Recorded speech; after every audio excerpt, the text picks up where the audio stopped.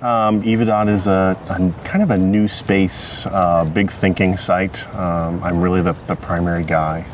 We do a podcast, some writing, but not news. I wouldn't say it's news. It's more running commentary, thought-provoking kind of things.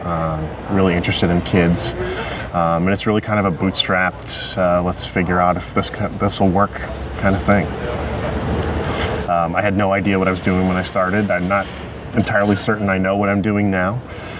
We do a podcast which has become relatively popular, which is always interesting when you start a podcast because I had no idea, I had no radio experience. And when we first started, I was so nervous in front of a microphone, being in front of me. I had to have my family leave the house when we did it.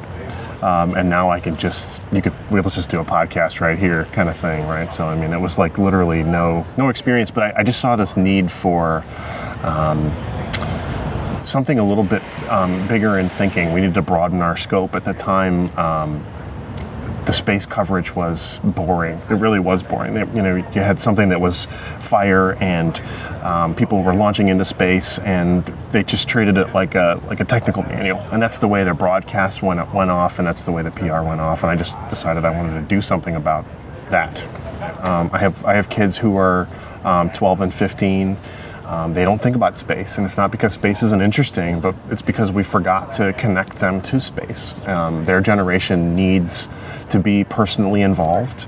They're not willing to look at space and see it as something that someone else does. That's just what they want to do. They play, rock band games because they want to be the singer, and that's what their entertainment is. So their involvement in space could be in the form of a game or online participation, or just finding a hero in their peers, right? So it could be someone else that's like them that's doing it. And none of that stuff existed a couple of years ago, and luckily a number of us now have started doing something in the last 2 years, and I think that landscape is changing. What in particular, what changes have you seen in the last 2 years? I think we're more engage the kids. Well, I think we just forgot to talk about people. We talk about space exploration, science in the terms of technical merit, and not about how it impacts me as a person or what I can personally do. So I think we forgot to tell a story about people. We don't read fiction stories about technical processes. I don't want to read a story that has 90 pages of technical details about a spaceship. I want to learn about the hero who's going to get the girl, or if it's a girl, she's going to get the guy. But those are the kind of stories that are engaging because I see part of myself in those stories. And that kind of landscape is changing, in that there's now our storytellers are realizing that there is a story in this emerging NewSpace thing that we're all kind of riding on. Thanks to companies like Verge and SpaceX. I think that normal access to space is something that maybe could happen, assuming that they can continue on the trajectory that they're on now. I think we're going to see a lot of access to space in the next 5 years. And just like the computer industry in the 60s, there was 10 computers and they cost $10 million a piece. We saw a massive explosion of computing power. No one in the 60s could visualize what if everyone could have a computer in their pocket would do to our lives and the way it would change our lives. That's what the future of space exploration could look like when you see 5-6 launches a week. You have a pretty good chance of getting your project or being actively involved in something that's out in space somewhere. And I think we have no idea what that's going to look like. And I found that the people who were involved, the people who have seen that for a long time, are really compelling. And no one was telling their story, and now people are, and we're starting to see their stories come out. What are your views on the state of education, and particularly STEM education in this country today? Initially, when I first started thinking about education in terms of science, I saw it negative because I think a lot of people see a negative view on science. And then when I started talking to kids, I think the kids have the right idea about education. They are excited about science. They do think science is interesting. We haven't done a good job of making it accessible for them, making it something that they can do And there are some leaders, the kid leaders who are doing that for us. And I think that we need to look to them to help them connect those dots for the kind of generation that they are. Because they're helping, us understand what their generation wants and needs. And so I initially took a really pessimistic view on it, like, we're losing the game in America. And I don't think that's true. I think that kids really are driven. And I think we need to take that drive, and it's infectious for me when I talk to kids. So I'm actually maybe more pessimistic about my own generation. Like maybe we're the pessimistic ones, and the ones behind us are the ones who are really energetic. And we really got to figure out how to connect those dots. What have you encountered or found at this conference that is of interest? Like all conferences, everything that I find interesting is usually the hallway conversations when I get to engage with people one-on-one. A number of the people here are particularly interesting. In particular, I know that you've talked to them. There's two girls, Michaela and Shannon. I can't remember their last name now. It starts with a D. It's Deech, I think.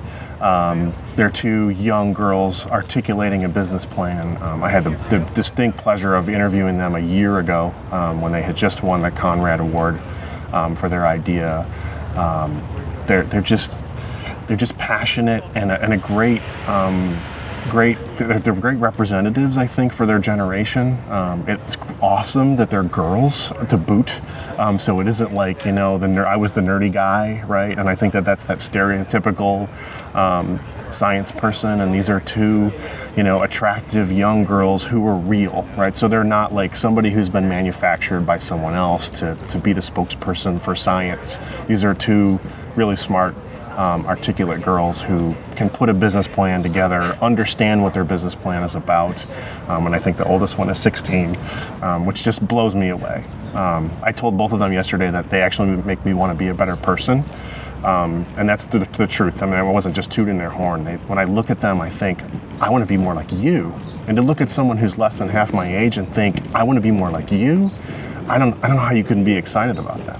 That's not pessimistic about science. I mean, and I think there's a lot of people like that. We just have to go find them. Something that's happened at I don't know if it's necessarily at the conference, but it's in conjunction with the conference. That SpaceX is here.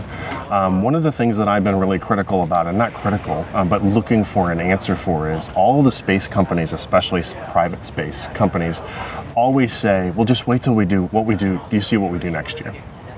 Well, that's great. I'm 36. I've been hearing that since I was like 5, and we're still not doing it. And just about a week ago, I heard SpaceX, it looks like they're going to get the opportunity this year to service the International Space Station with their Falcon 9 Dragon system. And I've written a number of articles about the gap. Everybody talks about the gap now that the space shuttle's gone, and we're going to have to rely on foreign entities. And I like the Russian space program. I think they do a great job. I really do. I think maybe we should buy some of their stuff. But here's an American company done by an entrepreneur who's really forward-thinking, and he built this company and just took the bottom out of the price of the market.